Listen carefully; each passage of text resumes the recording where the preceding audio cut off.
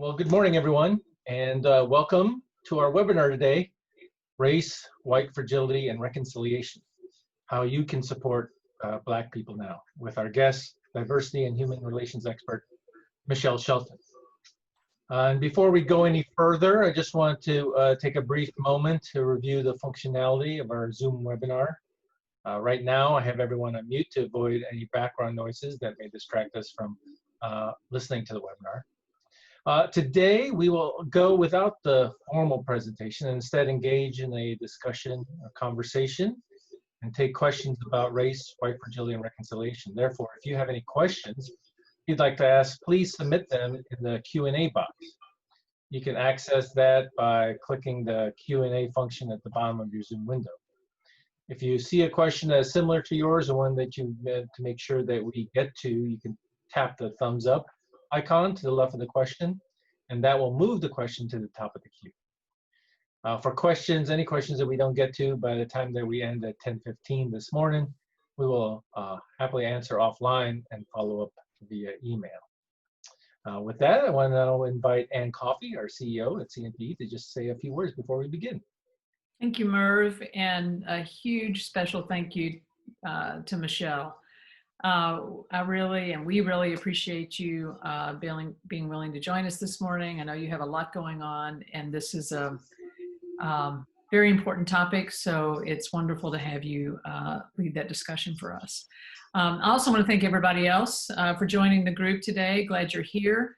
I always like to give a shout out to and thank our members and supporters and board of directors who enable us to do all of this work and bring these webinars and provide these comprehensive resources to help you navigate whatever it is you're trying to navigate these days. And we have recently added a new curated list of anti-racism and diversity, equity, and inclusion resources. And we've always had that list as part of our resource list, but we've pulled it out more intentionally and added to it some of the newer resources that are becoming available. So please check that out. I'm going to ask Merv right now. I'm sure he'd be happy to put it in, add the link to the follow-up materials after this webinar. It's really great stuff. You know, our membership community too is critical in making these resources available. It's the collective coming together that make it possible for CNPE to be here for you and when you need us most. So if you're not a member or you've let your membership lapse, we're going to ask that you please come back. And if COVID has impacted you greatly and you can't afford membership right now, don't let that stop you. Reach out to Sarah Stalker, our Director of Membership, and she'll be happy to work with you. And if you're not receiving our e-news, please sign up. All you have to do is go to our website at cnpe.org, and it's free of charge. It's been nationally recognized, and there's a lot of great information there as well. And finally, we want to invite you to join our nonprofit community connection group on Facebook, where you can start sharing and learning from your peers, and where together we can begin to explore this new future that we're all facing. So our whole reason for being is to help you. So keep letting us know what you need, share your ideas with us. And if you have a resource that you think might be helpful to some other nonprofits and other folks in our community, please pass that along and we'll make sure that it gets posted. So thank you for all you do for this community we love. And remember to have some self-compassion and to take time to take care of yourself. I look forward to the discussion today. Merv? Thank you, Ann. Now I want to welcome back Michele Shelton. It was just about a month ago when Michele presented a webinar on equity and the visionary leader back amidst the backdrop of COVID-19. Just wanted to know that Michele is the former executive director of the Office of Diversity and Equality for the Commonwealth of Kentucky Personal Cabinet, where she provided oversight to EEO, affirmative action, and diversity strategies for 33,000 plus employees. And then prior to joining the administration of Kentucky's 61st governor, Michele served as a civil rights compliance officer with Louisville Metro government during the administration of 2 mayors. Over the last 20 years, Michele's career in pursuit of justice and equality for others includes stages where she's personally seen, suffered, and survived the isms, poor leadership, and toxic work cultures. To that end, She remains unapologetically committed to empowering others to join her in confronting and conquering the injustices affecting women, people of color, and all at work and beyond. So, Michele, thank you. Pleasure to have you here again today. And folks, again, we're here to have a conversation. So again, if there are questions that come up as we have a discussion, please let us know. Type them in the Q&A box, and we'll be taking them and answering them for you.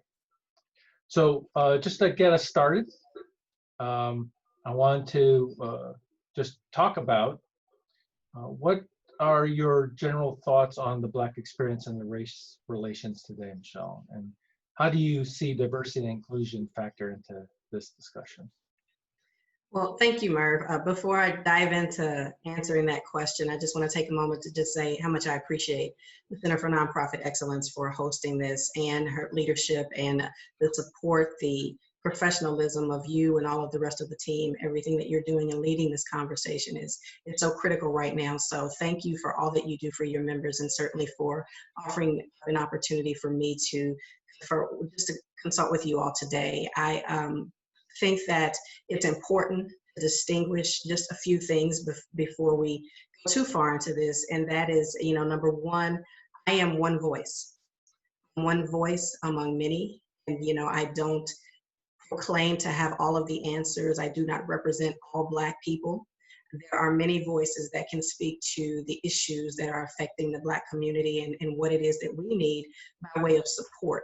And I think that it's critical as we move forward in not only our conversations, but the action that we decide to take around addressing some of the inequities that exist, the continuance of systemic racism, that we resist the urge to try to appoint a spokesperson, if you will, the Black community, and that we create opportunities and avenues for many voices to be heard, because the Black experience is just that diverse. So with that said, I want to focus on, what the purpose of our conversation is here today. The purpose of our conversation is for me to be able to share to and speak to my experience as a Black woman, as an individual who has my own experience, both personally and collectively, within my community, and then also to support your members. So to your members, I want to say thank you for being here today, being willing to participate in this conversation and find out how you can support the Black community. I appreciate all that you already do, and just hope that today's discussion will support you in gaining more clarity around some of the experiences that have led to this call, this uprising, if you will, for greater focus and action around establishing equality and equity throughout our communities and helping us to all become better. So as it relates to the Black experience and race relations today, obviously we've had a number of events that have led to an uprising, a lot of responsiveness around the Black experience in and of itself. It's an experience that for me personally has been one that oftentimes goes unrecognized, dishonored, disregarded with respect to the realities of what it's like to be Black in America.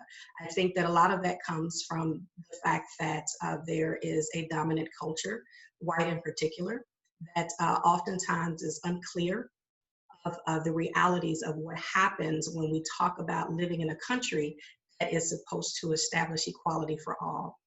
No matter how safe, secure, progressive, privileged your experience might be, I think it's incumbent upon all of us to never get to the place to where we make the assumption that that is the experience for everyone, because the realities that we've seen throughout this pandemic and some of the information, the realities that we have been exposed to as a result of the inequities that caused the pandemic to have much more severe impact on some communities over others, it suggests that there is, some differences in terms of how we all experience this country. Lena Waithe says that being Black is beautiful, but it's also traumatizing. The traumatizing aspect of that speaks to having an experience that no matter how severe it is, no matter how it affects you economically, emotionally, personally, professionally, that there are individuals who just refuse to acknowledge it And when you refuse to acknowledge something, it's very difficult for you to face it with the intentions of taking action around improving it. So that oftentimes leaves Black folks in a position to where we have to just endure or try to figure out how to navigate a system that continues to hold us back intentionally and deal with folks who, rather they are fully conscious or whether they're not so much aware of the impact of it. We have to figure out how to continue to engage those folks and find a way to live our lives. You know, oftentimes there's this advocacy around, well, can't we just find a way to coexist? Well, the reality is most Black people have been just existing. But for me, I don't want to just exist. I want to be able to live. I want to be able to live an abundant life that flourishes and that allows me to achieve whatever quality of life it is that I seek, as long as I'm willing to do what's necessary. And as I'm working hard, I want to be able to function in a world where there isn't a system in place that says no matter how much I do to, quote, follow the rules, it's still not going to make a difference once people see the color of my skin. So that is kind of where we are with respect to Black relations today. From my perspective, we're in a place to where Black people are still confronted with the reality that no matter what they do, the color of our skin will always be the deciding factor for some individuals when it comes to opportunities that we have to progress and move forward. That is an issue that needs to be addressed, and where diversity and inclusion plays a role in that is as we look at the continued growth, if you will, of our country, of our world, as we look at the representation from many ethnicities and backgrounds. If we think about diversity and inclusion, you know, one of the things that it's important to understand is diversity is very broad. The diversity initially that the practice was initially to address, take us one step further, if you will, beyond what it meant to secure access for Black people. You know, the civil rights movement was focused on how do we make sure that through legislative action, we are guaranteed access to employment opportunities? How are we guaranteed access to housing opportunities, and so on and so forth? Diversity and inclusion came about to talk about, okay, now what is it that our experience is like once we're inside, once we've been granted an opportunity to walk through the door? How are we being treated? Is our experience being honored and seen as a contributing factor the success of and the growth of where we are? What I find in my work around diversity and inclusion is, number one, there's a need to clarify what diversity is, because folks, it's important to understand that it is much more than just race and gender. But there is a component that speaks to race. It's much easier oftentimes when I'm not speaking for folks to talk about gender, to talk about sexual orientation, to talk about religion and disability. When the conversation of race comes up, oftentimes that's where the tension comes into the room. That's where the questions begin to fade, because it's a very uncomfortable subject for people to talk about. Conditions that we're dealing with in this country right now around race relations, those specific to the Black community, have basically grown and gotten to this point because of our inability to talk about race, because of the discomfort that it creates. And we have to make a decision to move beyond that, because you can't have a discussion around inclusion and equity and leave Black people out. You just can't do that. And what's happening now is we are seeing more people who are beginning to step forward, step up, speak up, and agree with that. And it's important for us to make sure that we don't miss this moment. I think COVID-19, the pandemic in and of itself, created an opportunity for all of us to sort of press reset. It paused everyone in ways that we didn't realize. And, you know, I call it a great diversity simulation, because for the first time, a lot of people realized that all of their comforts and all of their luxuries and privilege couldn't do anything to save them from the effects of this pandemic. And as I listen to people talk about what it's like to be locked away in their homes, what it's like to not be able to go out and socialize, and how difficult it has been, you know, oftentimes I can't help but think about the fact that, you know, many of us who have homes, comfortable homes, wherein we can be locked up or social distance from folks, we still experience a privilege that many people of color, Black people in particular, struggle with. You know, when we think about the luxuries and the comforts of being in our homes, there are folks who being at home, unable to go out and work, unable to go out and engage the larger community, is not necessarily a comfortable situation. It's difficult when we think about the employment situation and folks losing their jobs, losing their income, folks who are still today waiting for the unemployment that was guaranteed to them, trying to figure out on a day-to-day basis how it is that they're going to provide for their loved ones and come across that next meal. That's a reality that many of us don't necessarily have to deal with frequently as people, many people of color and Black people in particular in communities. So as we look at these inequities, I think it's important to understand that those are all critical components in thinking about the Black experience in America, along with all of the images that we've seen recently on television with the unfortunate murder of George Floyd, shootings that continue to take place, the issues around police brutality and law enforcement. This is a bigger conversation that speaks not only to that, but also to just the total experience of what it's like to be in Black America. And I hope that that's what we can focus in on today. Thanks, Michelle. You know, one of the things that resonated with me that comes up a lot, even prior to all the events that have happened recently, is this notion of being uncomfortable and the ability to sit in that discomfort.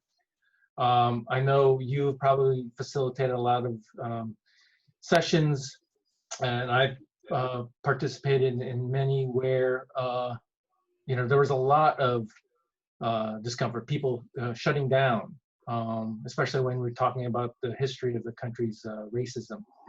Many felt that they were personally being blamed for the current state of racial inequality in our country. Terms like, you know, white supremacy or white privilege or white, you know, fragility, which we'll talk about a little later, seems, you know, put it mildly, off-putting to a lot of leaders in all sectors.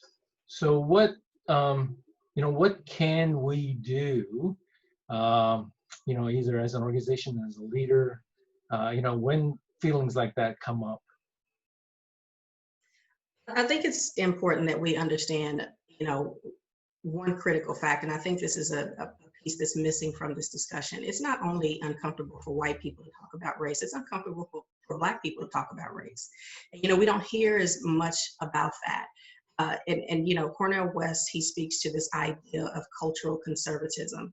And cultural conservatism speaks to the notion that for Black folks, in order for them to progress and move forward, that they have to understand, if you will, the rules of the game and be able to accept those rules in order for them to engage with white people and white communities, so that they can either benefit from it or receive less punishment by confronting the issue of race when it comes to their engaging white people. I think that you know, the discomfort is there because it is an uncomfortable subject. When you look at systemic racism and the reality that it's rooted in slavery, there's nothing comfortable about slavery. And the extent to which we're able to recognize that that is a part of our history, talk openly about it, we're never going to be able to really overcome the challenges that we're facing until we understand how we got here. And that is what started it. So when we're able to really be comfortable sitting with one another in the reality of what is our collective history in this country, and understanding who it is that we claim to be as a democracy and the promises that we've made to all individuals who claim to be citizens of this country, and then hold ourselves accountable for making sure that in fact is the experience, we're going to continue to struggle with this issue. You know, I appreciate Justice Louis Brandeis, after whom our law school at the University of Louisville is named, because he says the most important political office is that of the private citizen. So we all have to look at this beyond just the issue of race. We have to look at this as a moral imperative. Understand that we are a part of a democracy that says that we will value all human beings, we will value all life. And we have to decide for ourselves as private citizens, what does that mean to us? And to what extent are we willing to engage and activate around creating that experience for everyone.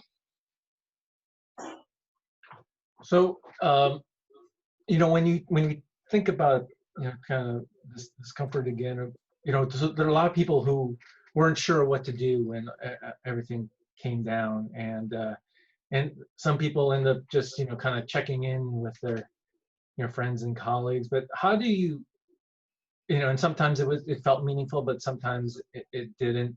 How can we engage with our Black friends and colleagues in the way that's meaningful to them, not as a way to appease our own, insecurity and discomfort around what's been going on? What can they do in order to make it feel like it's like we're doing something that's helping and not hurting? Sure thing. I think that it's important that folks get over the feelings of guilt. I often hear, well, I didn't create slavery. I wasn't here. I didn't have anything to do with that. It's not a question of what you created. It's a question of how you're living today, and to what extent you're willing to be mindful and aware of the experiences of what's happening with folks around you. And a lot of folks get overwhelmed when they think about what can I do about this, which is another reason why I'm grateful for this conversation today. No one individual can fix all of the wrongs that have been committed to Black people. No one individual can fix systemic racism. It's going to take each and every one of us, number one, being clear about the influence that we do have within our respective circles, and then the capabilities, our capacity, if you will, to begin addressing the issue incrementally with the resources that we have at our disposal. I encourage folks to just be authentic and sincere. I've heard over and over again as I've been out marching in the protests, folks say to me, I'm so sorry. I've had emails coming with people saying, I'm so sorry about what's happened to you and your people and the experiences that you've had. And I appreciate that. I appreciate the fact that folks can see this through an emotional empathy lens, if you will.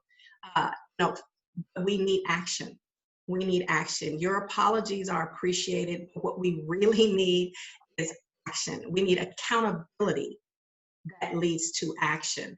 The way you accomplish that is, again, through, I talk about the 3 different types of empathy, that cognitive empathy of gaining greater understanding of what's happening within the community, so that you don't have to make the assumption that Black people are just too sensitive or just angry or disruptive, but you can allow yourself to really look at the reality of the issues, learn about the statistics and why it is that the wealth gap is the way it is, why it is that, 50% Blacks who graduate from college are 50% more likely to be unemployed than whites. Those who've gone to school, gotten an education, but still can't take advantage of opportunities that are available to them because they're much less likely to get called back for a job if they have a Black sounding name. Let's learn about what the realities are instead of making assumptions and drawing on opinion.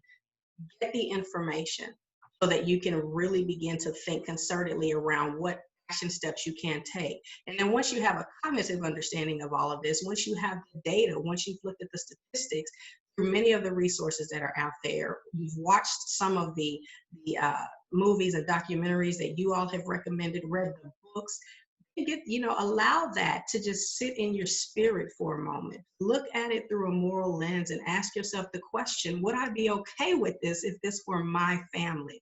Would I be okay with this if I were subjected to these types of limitations and hindered in such a deliberate manner?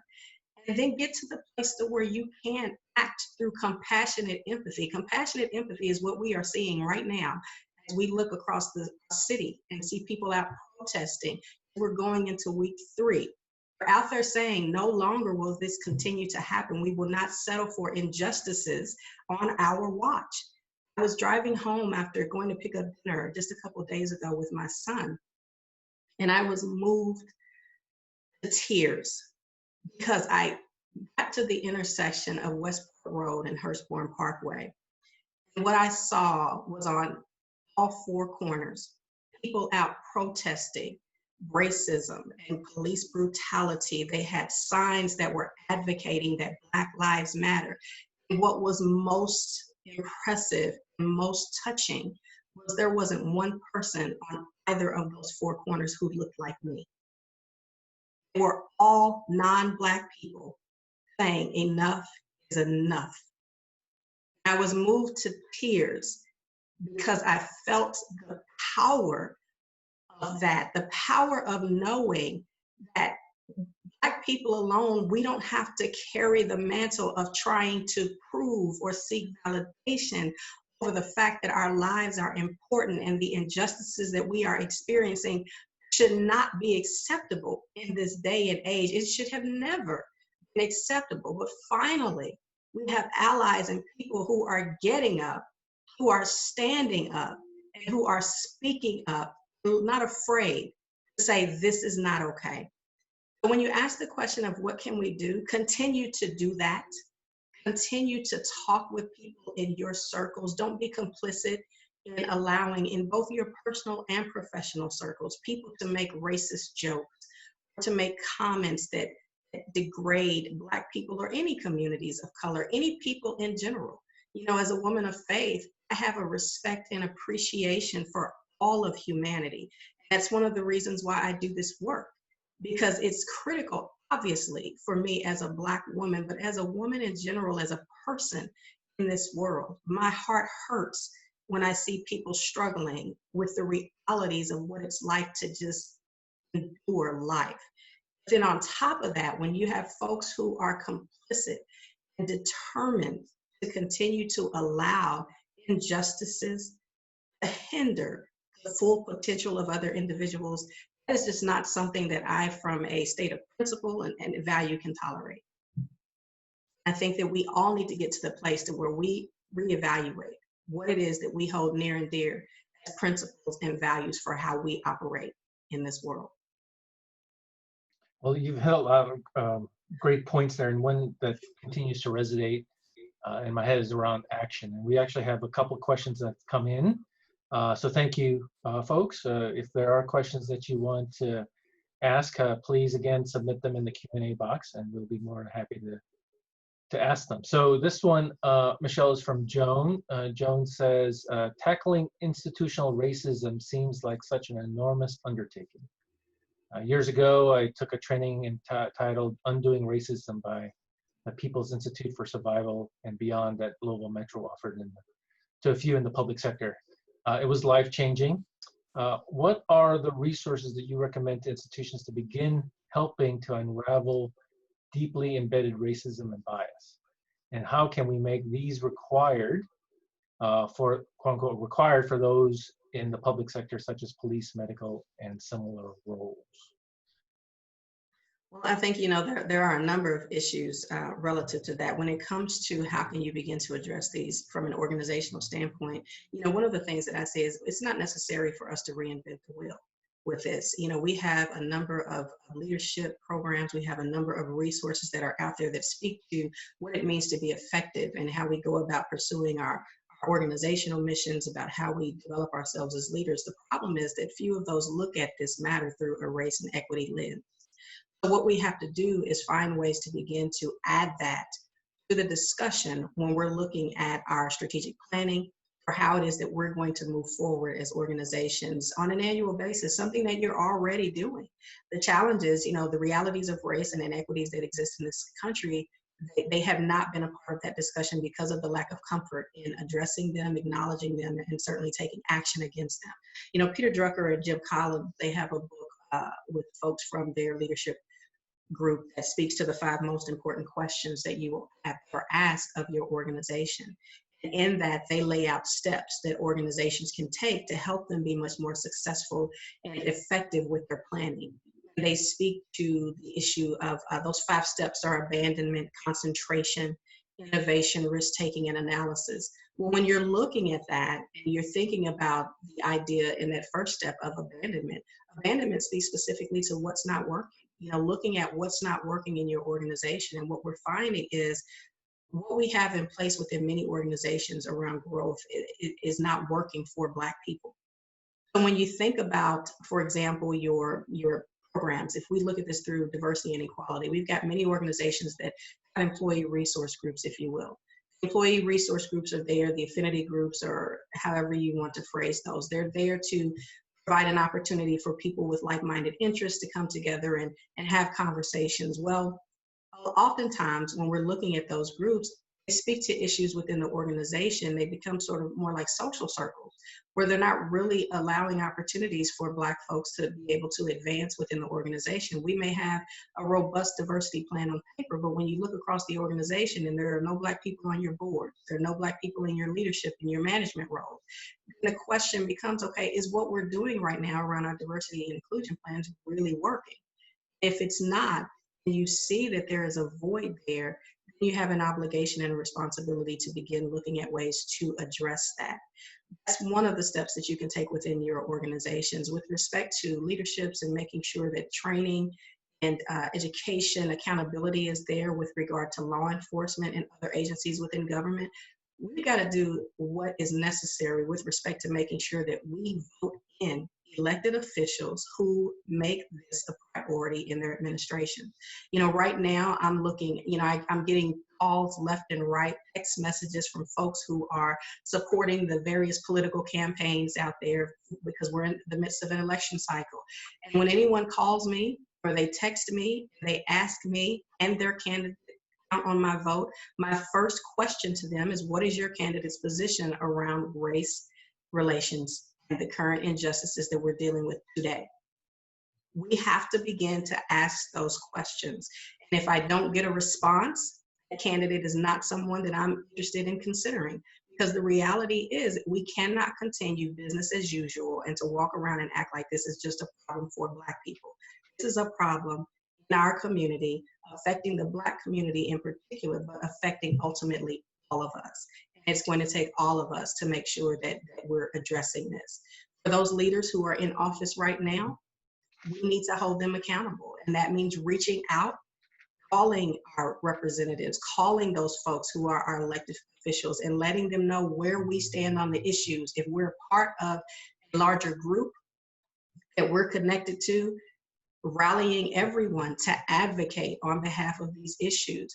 I got a communication just the other day from a group of women professionals who are now beginning to have conversations around what it means in the faith circles to be a person of faith and to be a woman in business.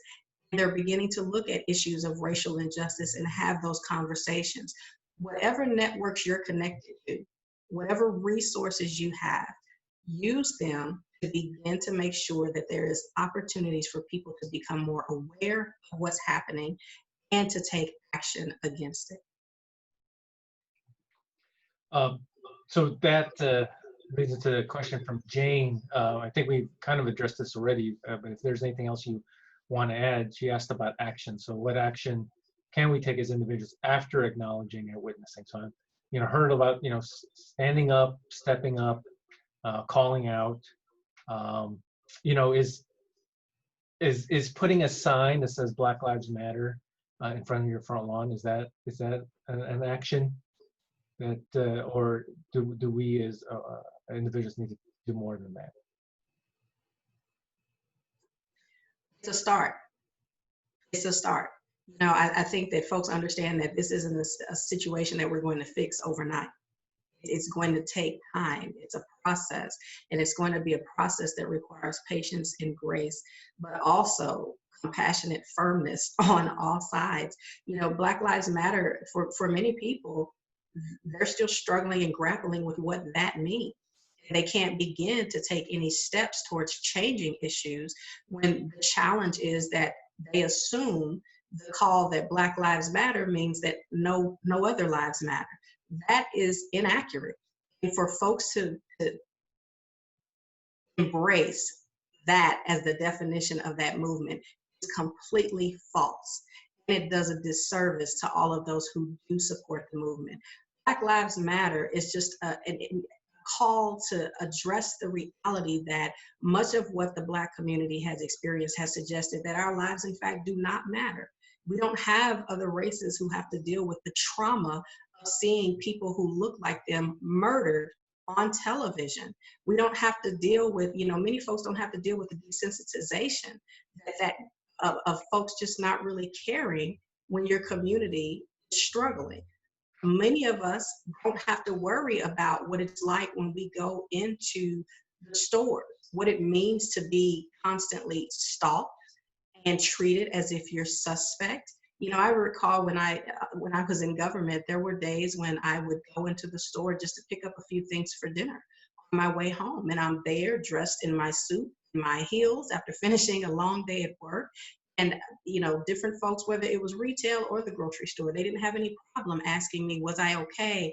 And calling me ma'am, and saying to me, ma'am, is there anything that I can do to help you out today? I could turn around and come back the very next day in sweats, sneakers, my hair pulled back in a ponytail with no makeup, and walk into the same store and never be addressed with a hello or a welcome, never be approached, offered any assistance, but yet and still have folks who sometimes stayed behind the counter intentionally because they needed to make sure their hand was close to the security button, that they could call for support if they needed it. So, those are the realities that we deal with. And a lot of folks have difficulty understanding that and really accepting that it's possible, because that's something that they might not understand or may not have experienced for themselves. That doesn't make it any less so. It's critical to understand that, for the most part, as a Black woman, it's not, I don't look forward to getting up, going out here and having these experiences every day. And I don't have the creativity or the imagination to make up falsehoods around what it's like for me to be Black in America. I don't have, certainly the desire to make up a story about how when my husband or my son leave the home, if I'm calling them and can't reach them, and after the third call, that the first thought that crosses my mind is, oh my God, are they okay? Have they been pulled over by the police? And if so, what's happening right now? I don't have the creativity to decide that if my son wants to take a jog around our neighborhood, that I have to be concerned that there will be citizens, white citizens in particular, think it's their job to patrol the neighborhood and determine that he is a criminal who needs to be murdered. Those just aren't the types of ways that I expend my energy, but it is the reality around what it's like for me on a day-to-day basis. And for folks who don't have to be confronted with that, white people in particular, those seem extreme. But the truth is, that is what it's like being Black in America. It is an extreme, traumatic, exhausting, overwhelming, at times increasingly frustrating experience that people need to understand is real and it needs to change.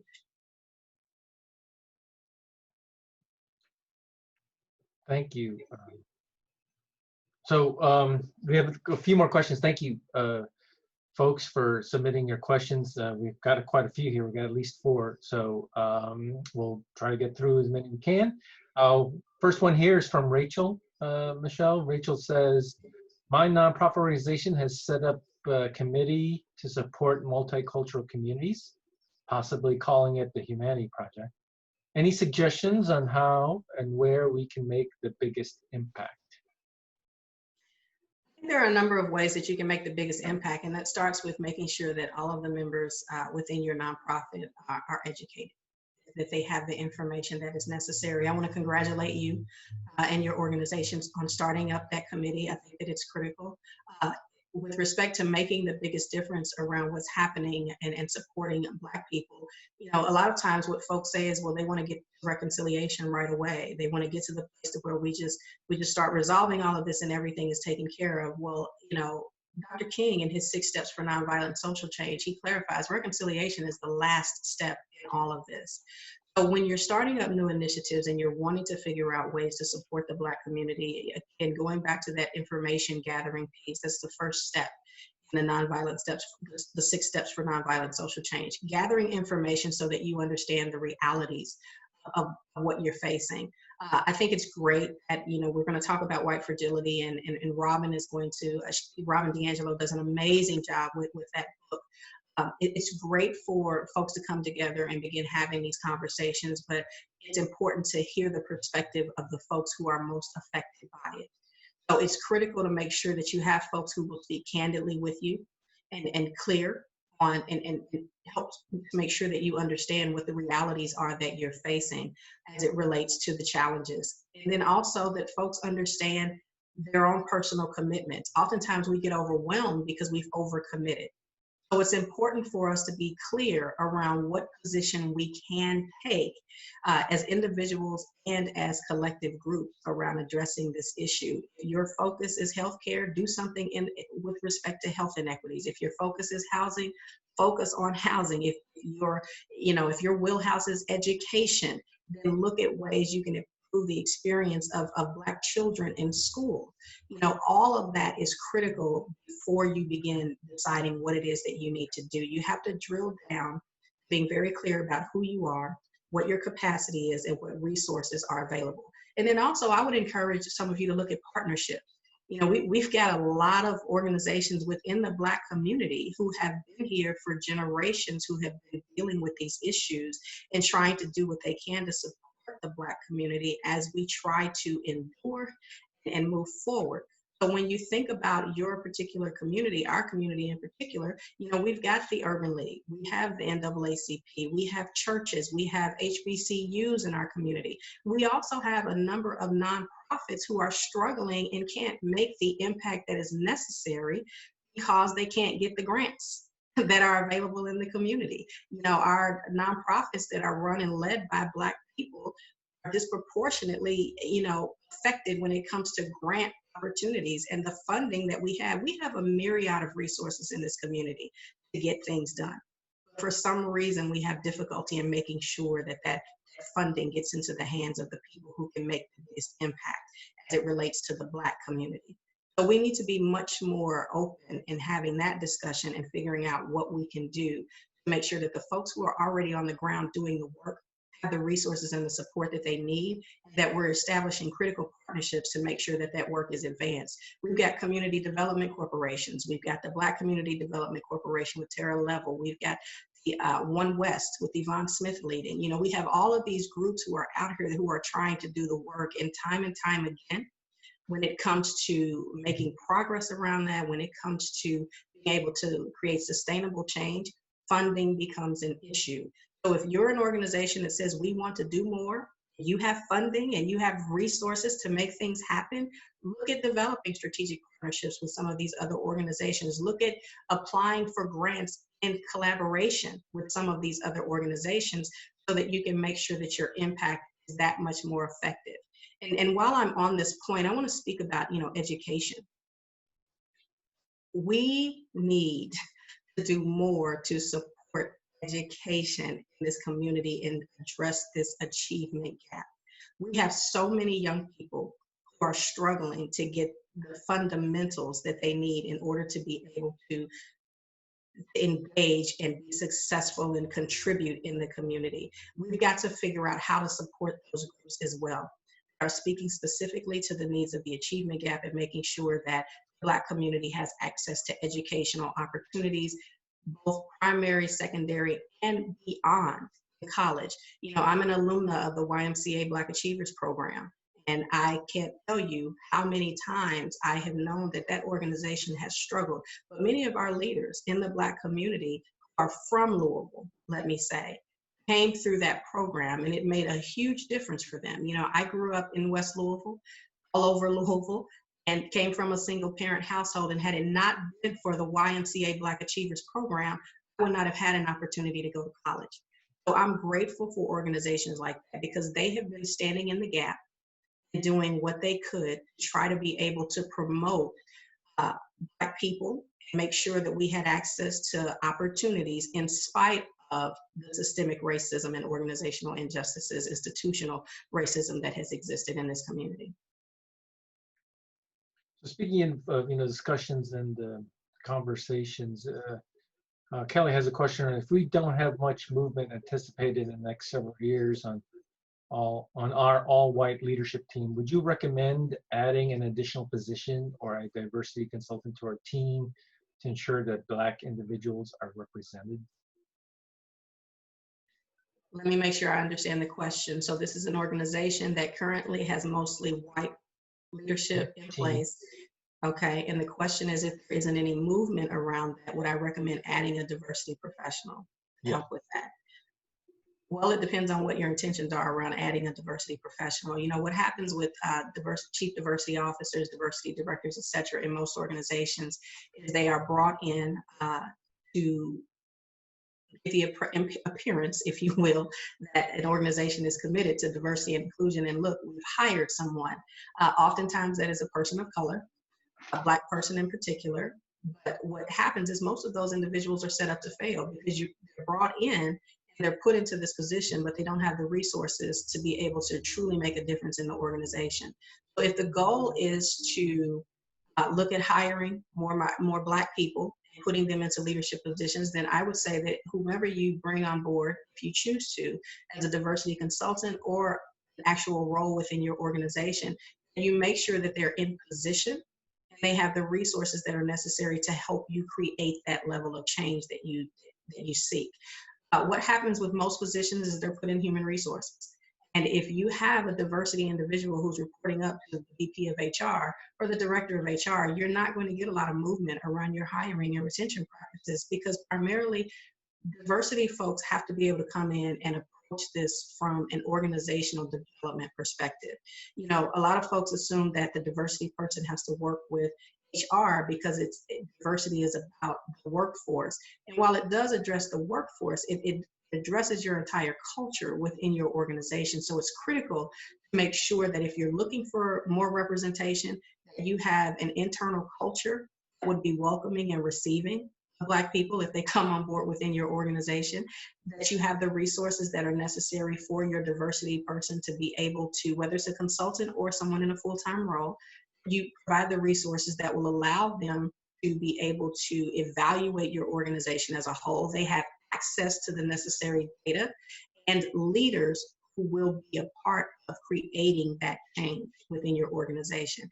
The other piece that I would also recommend is not just bringing someone in to support your organization, but holding your leadership accountable.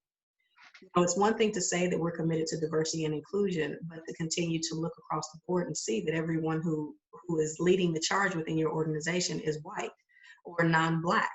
It's critical to make sure that you have leadership who understands the importance of your position, that you are intentional and about doing this, and that to defer to any other means is just unacceptable. You are expecting folks to be out looking for, recruiting, engaging, promoting, even within your organizations, people who are Black and who can help to support you in moving forward with the growth of the organization. So I would encourage them, absolutely, if you feel the need is there to be able to bring on someone in a diversity role or a consultant, do so, but be prepared to do the work, no matter how challenging it gets as you peel back the layers of your organization. That's great. Henrietta's question, how do you start the conversation with employers when all are white? Or how do you get a seat at the table when diversity for whites is being held? How do you start a conversation with employers who are all white? All white. How do you get a seat at the table? When diversity for whites is being held. Well, the way you start the conversation is to do just that. You know, speak to the conversation, start the conversation understanding that, you know, number one, whatever issue that it is that you're bringing up, be prepared to offer up some solutions. And, you know, I think that it's important and I've been someone who's been in a position and had to start a conversation with all white leadership about my experience within an organization. And there have been times when it went okay. There were times when it didn't go too well at all, which is one of the reasons why I'm out doing the work I do now. Because to be quite frank with you, there are a lot of organizations that don't want to have this conversation still, even in the midst of everything that's happening. So it's incumbent, I think, that if there's a need to start a conversation, that you do so. If it's on your heart to do so, if you feel convicted, if you feel moved, if you feel that it's necessary to have the conversation, approach someone who is a leader who you trust, at least be open to give you an opportunity to share what you're thinking and what you're feeling, and then look for opportunities for that person to advocate with you with the rest of their peers. You know, when I went to Frankfurt, I remember when I arrived, the challenge that it was in addressing issues of diversity and inclusion. But I had one leader who had been there in the organization for 30 years, who I was so grateful for, because he came to me one day in my office and he says, you know, Michele, I appreciate the work that you're doing. You're doing a fantastic job around this work. But one of the things that I would share with you is find someone who looks like them to tell them. And when he said that to me, I didn't take it as some sort of slight against my abilities or my competency level. What I understood him saying was something that is a general principle that we all can understand, and that is typically we hear things better from people who look like us.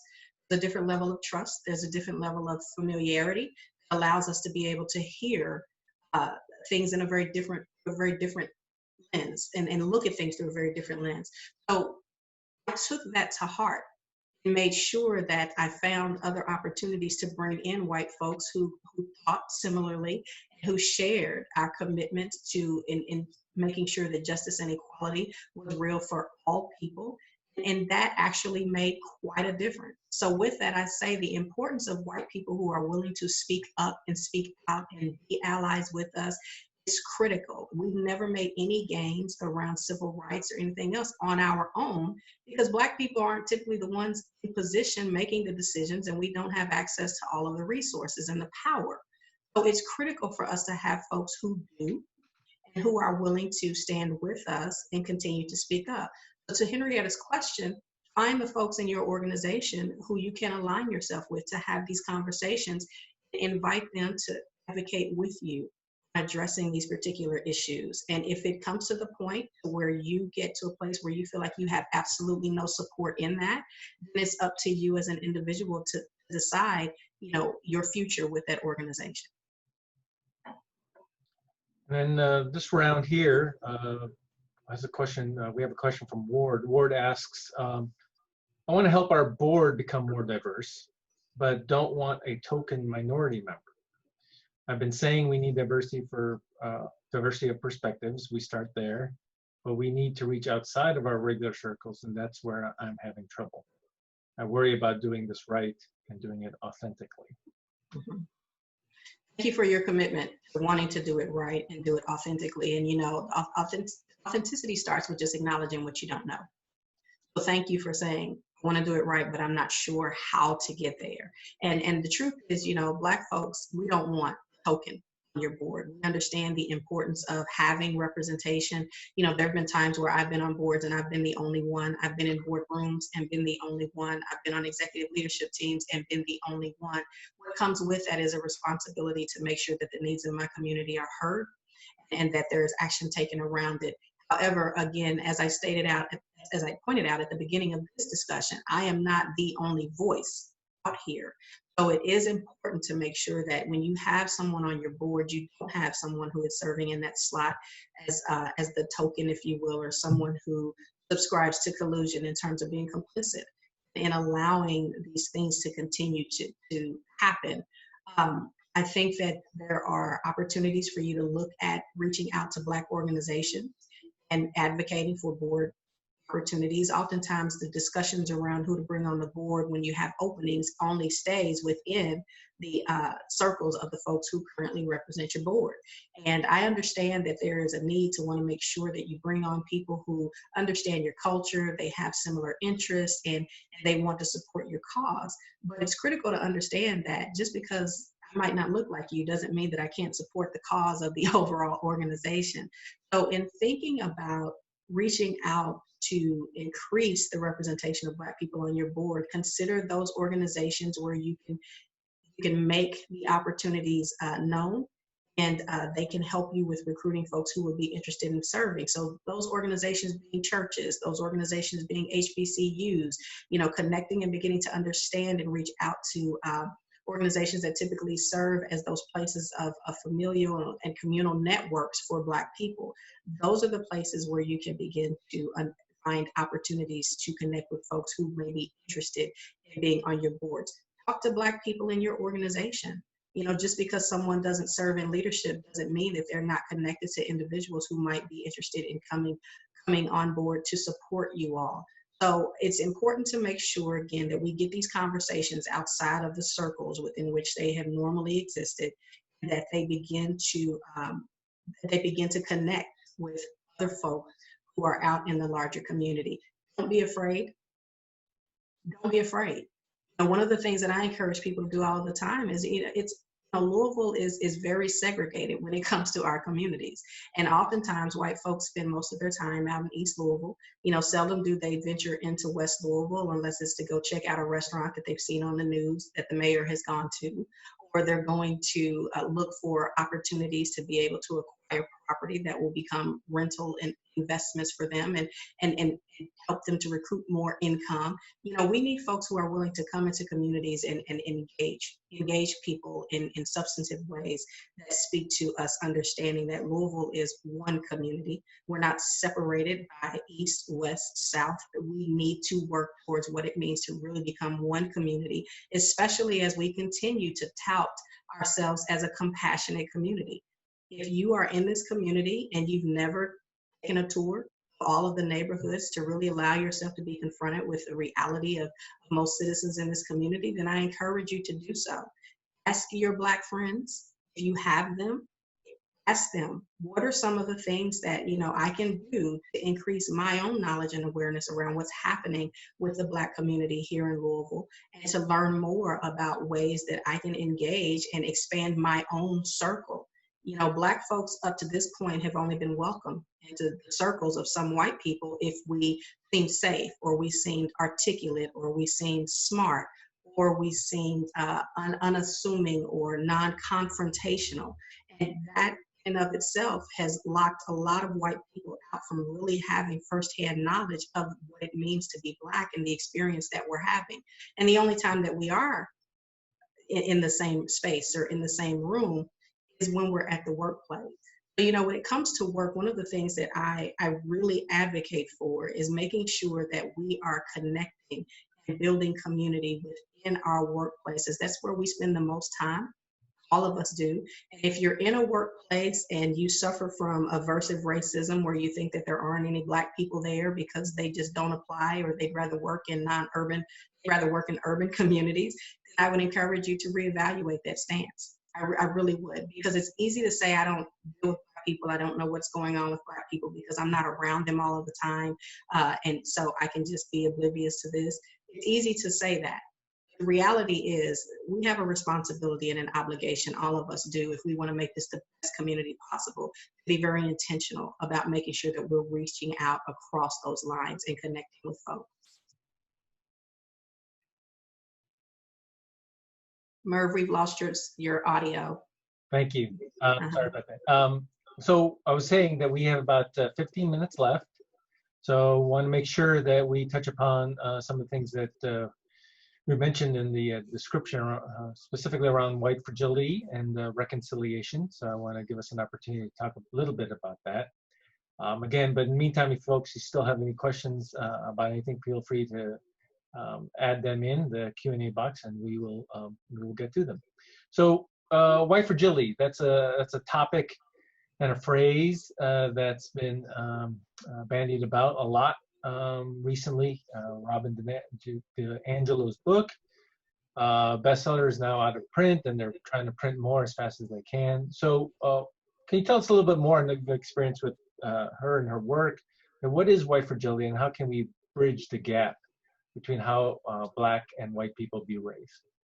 Absolutely. Robin has done what I consider to be a phenomenal job with really, looking at this issue of racism through the lens of white people. And I've been working with her book for over the past year, using it with my clients and leading courageous conversations around race and through diversity work. And it's been just an unbelievable resource.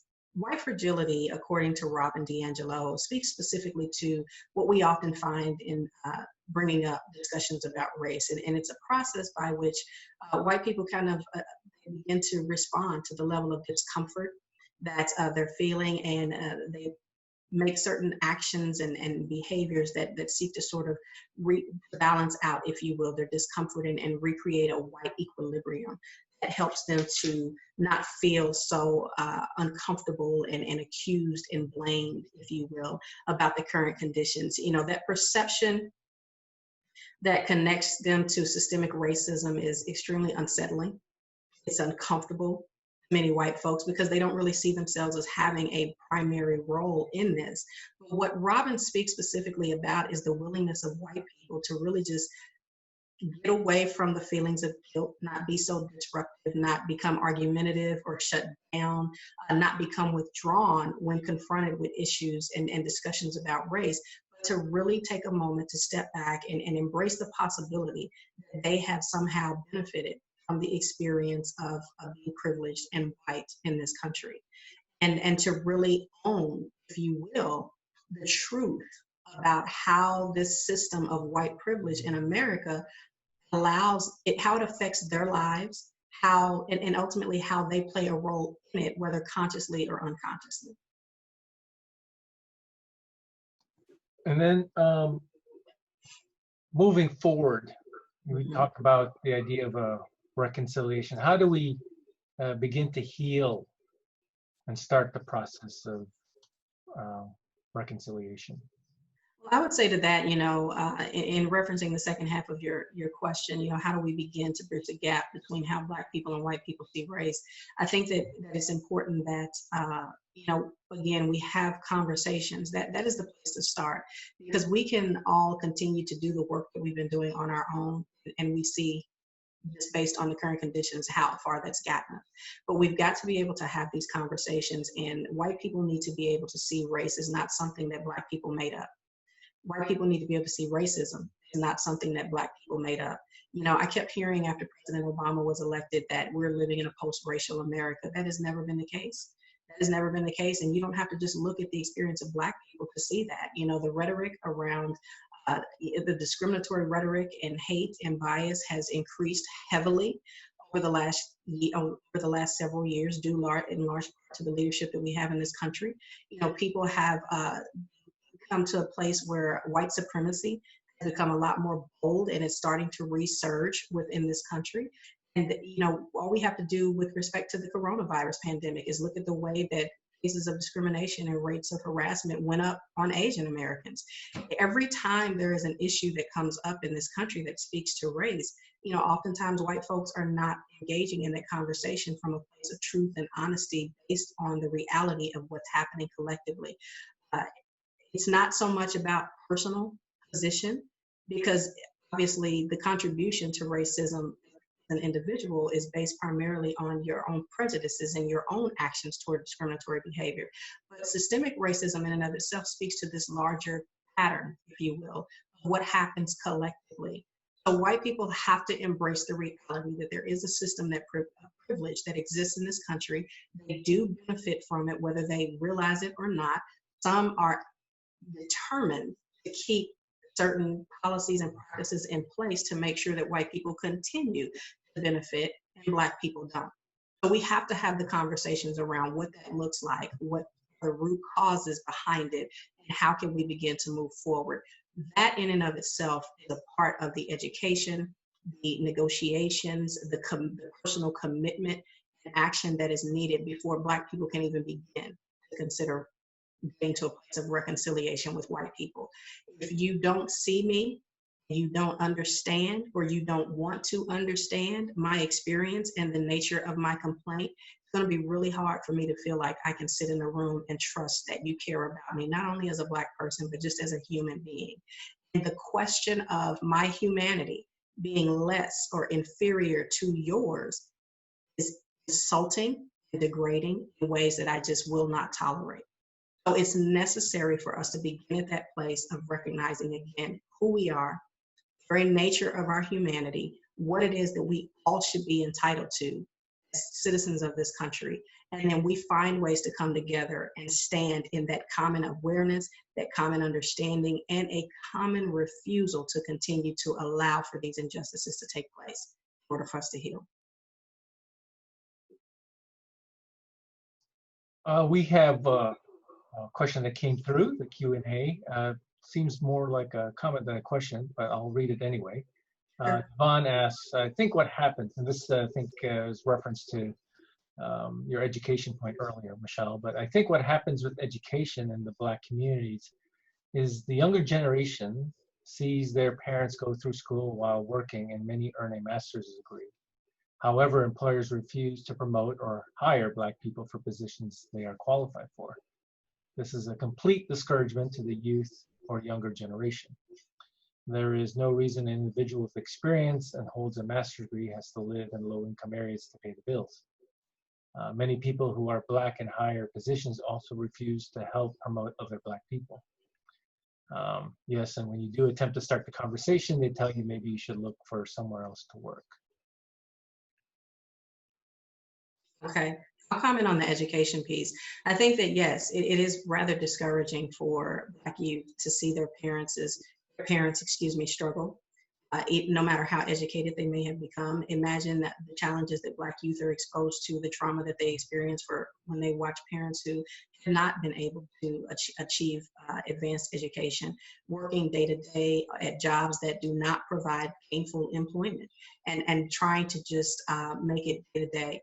There are, when you look across the board at the Black experience and ultimately the wealth gap, and you look at the statistics around the fact that the average white family makes $100+, the average Black family is somewhere around $56 to that $100. You know, that is an injustice. It's disgraceful. And if you are a white person and you understand what it means to live paycheck to paycheck, and you understand that, you know, if it were not for grace, that you might be homeless yourself, imagine what it's like to function on half of what you're earning. But back to this piece with regard to education, you know, we are looking at a situation where in the educational system, a lot of folks think that Black students aren't affected until they're in the 4th grade.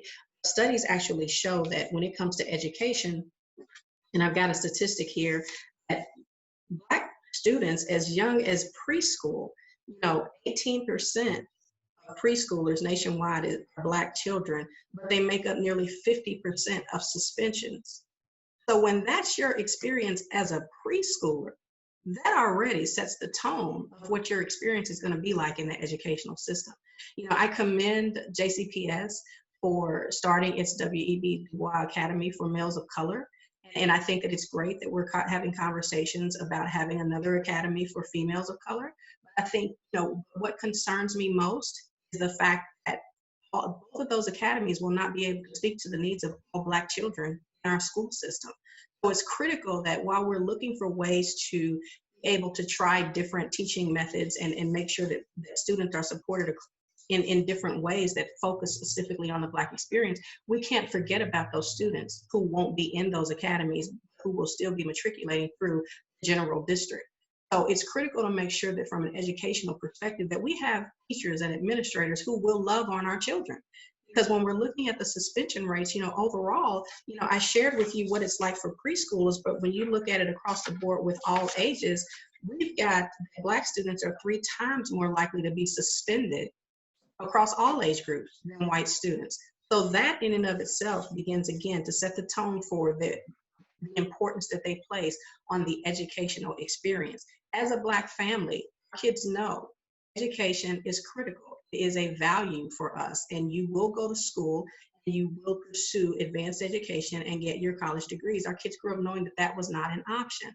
The bottom line is for a lot of Black students, when they go into school and they're sitting in rooms with teachers who tell them you're never going to be anything because you're lazy or you're incompetent, or they have teachers who don't push them to excel or hold them accountable or find ways to figure out what it is that kept that individual from completing their homework, what are some of the other factors that are happening at home and within the general society are impacting their ability to be successful and achieve in the school. When we have people in place who are leading their day-to-day experiences, who don't take the time to consider that, then that ultimately is going to have a negative impact on their ability to achieve. So again, this level of accountability, it's not enough anymore to say, I don't know. It's critical and it's incumbent upon each of us to make sure that we find out. Black people are oftentimes easily dismissed as being lazy or inferior, incompetent, incapable, or uninterested. That is just not the case. It's critical for us to stop placing blame on the people who are affected by systemic racism and start looking for ways to support them. Terrific. Wise words. So we got a couple minutes left. Sure. And I just have one final question before we wrap up today. So I want to ask, given all that's been going on and what we've experienced and all you've shared so far today, what is your hope or wish to have come out of what is happening right now?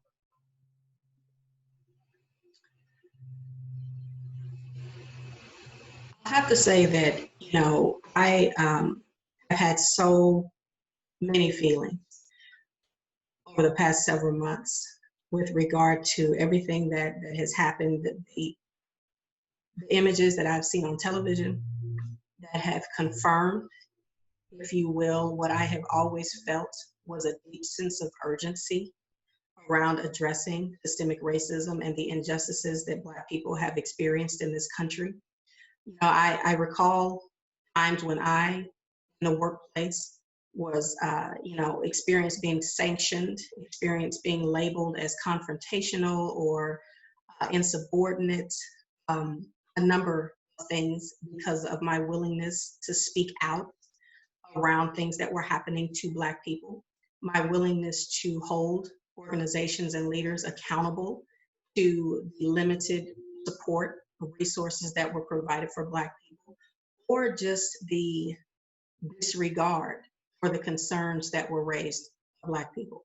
I'm an individual who has been silenced and sidelined, but refused to allow my voice to be stamped out completely.